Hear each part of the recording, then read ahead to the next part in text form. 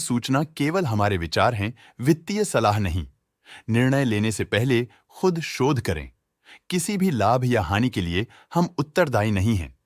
आज हम देख रहे हैं रिलैक्सो फुटवेयर्स लिमिटेड के 2024-25 Q2 की standalone financial performance. Starting with the sales, पिछले क्वार्टर से सेल्स में -9.2% का डिक्रीज हुआ है, मगर कंपनी ने पिछले साल के मुकाबले मार्जिनल सेल्स डिक्लाइन रिपोर्ट किया, around -5.03%। Expenses -8.87% quarter on quarter decrease हो गए हैं, जो साल भर का -5.14% की डिक्लाइन के साथ अलाइन करता है। एक्सपेंसेस में डिक्रीज अच्छा है, लेकिन सेल्स में डिक्रीज निराशा की बात है। ऑपरेटिंग प्रॉफिट, जो पिछले साल के कंपैरिजन में -4.22% डाउन है, quarter on quarter around -11.37% decrease हुआ। Operating profit margin (OPM) annual basis पे 0.11% से इंक्रीज हुआ है, मगर क्वार्टरली ऑपरेटिंग प्रॉफिट मार्जिन -0.32% से डिक्रीज हुआ है। एक्सेप्शनल आइटम्स को ऐड करके अदर इनकम पिछले क्वार्टर के कंपैरिजन 22.28% बढ़ गई, बावजूद इसके कि ईयरली डिक्लाइन -37% है।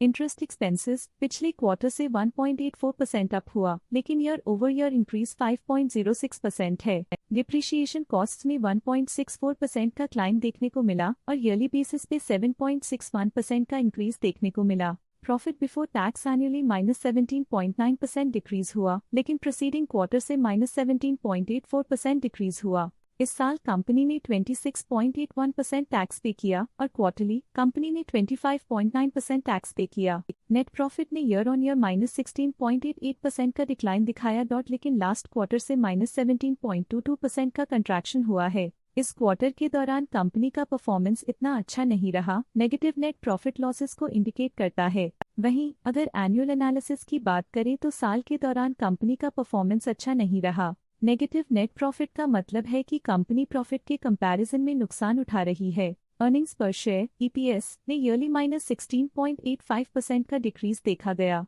लेकिन क्वार्टरली में 16.85% की गिरावट भी नजर आई। इस क्वार्टर में कंपनी का EPS इतना अच्छा नहीं रहा, नेगेटिव प्रॉफिट कमजोर एफिशिएंसी को दिखाता है। साल का EPS इतना अच्छा नहीं रहा, नेगेटिव प्रॉफिट कमजोर एफिशिएंसी को दिखाता है। रिलैक्सो फुटवेयर्स लिमिटेड के फाइनेंशियल स्नैपशॉट को रिव्यू करते हुए कुछ मुख्य ट्रेंड्स सामने आए हैं, जो कंपनी की परफॉर्मेंस पे रोशनी डालते हैं। सितंबर 2021 से सितंबर 2024 तक रिलैक्सो फुटवेयर्स लिमिटेड की फाइनेंशियल जर्नी में सबसे पहले बात करते हैं सेल्स की। सितंबर 2021 से सितंबर 2024 तक रिलैक्सो फुटवेयर्स लिमिटेड की सेल्स में उतर चढ़ाव रहा, जो 2631.26 करोड़ से बढ़कर 2887.48 करोड़ हो गई।